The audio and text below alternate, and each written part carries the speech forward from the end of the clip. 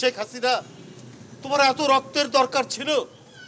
তোমার ওই অবৈধ ক্ষমতাকে ধরে রাখার জন্য এত রক্তের দরকার ছিল?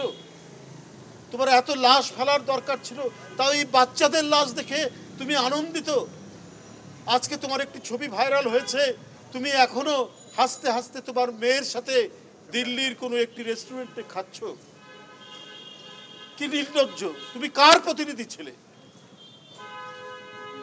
তুমি ছিলে সেই সমস্ত বিদেশি প্রভুদের, যারা দেশটাকে নিজেদের কবজায় নিতে চেয়েছে। তাদের তুমি স্বার্থ রক্ষা করেছে বলেই নিজ দেশের এই তরুণ কিশোরদের তাদের রক্ত ঝরাতে তুমি দ্বিধা করনি। তার বাবা 25শে আগস্ট মামলা করেছে, 5ই আগস্ট শেখ হাসিনার পতন হয়েছে। পুলিশ সেই মামলা গ্রহণ করে এখনো পর্যন্ত প্রধান আসামি সহ অন্য কাউকে পুলিশ ধরতে পারেনি। পারবে কি করে? এই পুলিশের অধিকাংশ যারা ছিলেন সদস্য, তারা তো ভয়ঙ্কর এক দুরাচারী, রক্তপিপাসু এক সরকারের বশংবদ ছিল। আইনের শাসন প্রতিষ্ঠা করার জন্য আইন শৃঙ্খলা বাহিনী, কিন্তু শেখ হাসিনার রক্তপিপাসু শাসনকে এরা প্রতিষ্ঠিত করেছিল। তা না হলে যে ভয়ঙ্কর রক্তপিপাসু পুলিশ অফিসার এসআই শাহরিয়ার, সে গুলি করে ওই বাচ্চা ছেলের মাথার ঘিলু রাস্তার মধ্যে পড়েছে টপ টপ করে। কোয়ালিটি সম্পন্ন আন্তর্জাতিক মানের steel bar CSRM, committed for better steel. সে এখনো গ্রেপ্তার হয় না কেন? তার মামলা না হয়েছে, তার আর অপরাধীরা কোথায়? তাকে তো চিহ্নিত করা গেছে, এসআই শাহরিয়ারকে। সে গ্রেপ্তার হয়নি কেন? আপনারা তো অপরাধীদেরকে ছেড়ে দিয়েছেন। সাবেক ভূমি প্রতিমন্ত্রী 360টা লন্ডনে যুক্তরাজ্যে বাড়ি, ইউকেতে বাড়ি, তারা পার পেয়ে যায়। সালমান এফ রহমান এক ব্যাংক থেকে 25,000 কোটি টাকা, অন্যান্য ব্যাংক থেকে তার সব মিলিয়ে 39,000 কোটি টাকা লোপাট করেছে।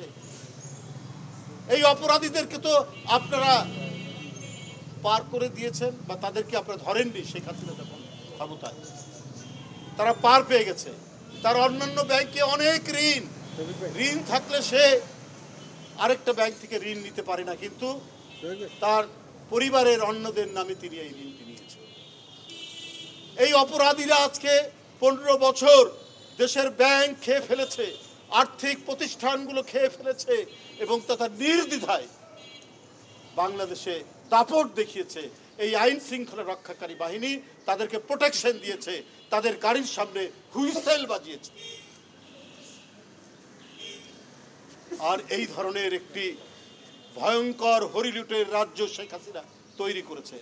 সালমান এফ রহমান, তার সাবেক ভূমি প্রতিমন্ত্রী, তার আইনমন্ত্রী, তার স্বরাষ্ট্রমন্ত্রী, তার ওবায়দুল কাদের উপহাস করেছে। হাসান মাহমুদ একের পর এক লাশ পড়েছে আর উপহাস করেছে। তাদের আরেক পুলিশ কর্মকর্তা বলেছে যে আমরা গুলি করি, পড়ে যায়, ওইখানে এসে আরেকজন দাঁড়ায়। তার ঊর্ধ্বতন কর্মকর্তাকে বলছে, সেটাও তো ভাইরাল হয়েছে, আপনারা দেখেছেন।